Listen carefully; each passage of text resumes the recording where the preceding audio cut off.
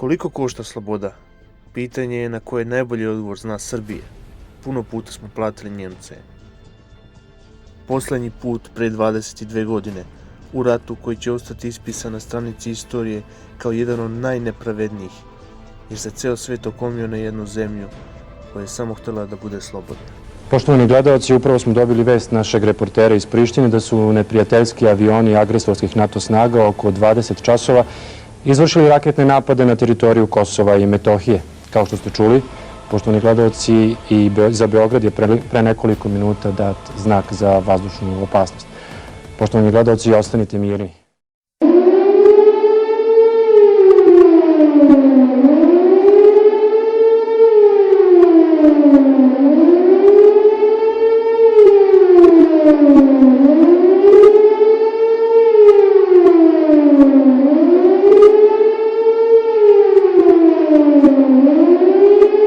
Takozvana međunarodna zajednica tražila je slobodan prohod kroz Kosovo i Metohiju i povlačenje jugoslovenske policije i vojske. Razlog je navodno bio nasilje nad albanskim stanovništvom. Te 1998. na 1999. srpska policija i vojska su iz srpskih sela isterali teroriste OVK. To su zapadni mediji iskoristili da lažno predstave etničko čišćenje, što je kasnije bio povod za rat. Pošto preko Ujedinjenih nacija nije mogao da dobije dozvolu za agresiju, NATO je iskoristio odbijanje sporazuma u Rambouilletu od strane Jugoslavije kao razlog. Dokument iz Rambouilleta je sraman.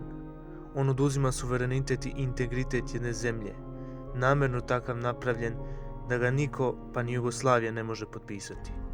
Pored Rambouilleta tu je slučaj Račak, još jedna predstava o takozvanom zločinu koji su iskoristili mediji da ocrne Srbe kako bi imali razlog za agresiju.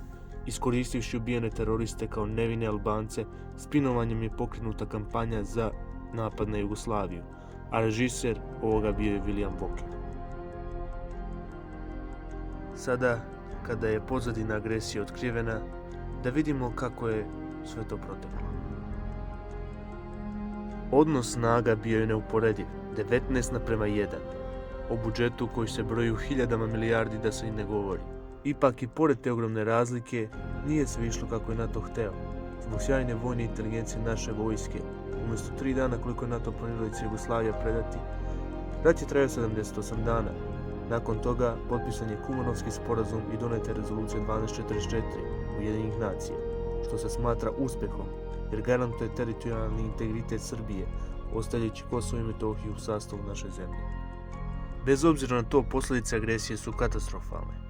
249 poginula vojnika, 22 policajca, 2500 poginulih, 6000 ranjenih civila, uz to materijalna šteta preko 100 milijardi dolara, a ipak ono što ostaje kao trajna posljedica za ceo ovaj prostor jeste osiromašeni uranijum.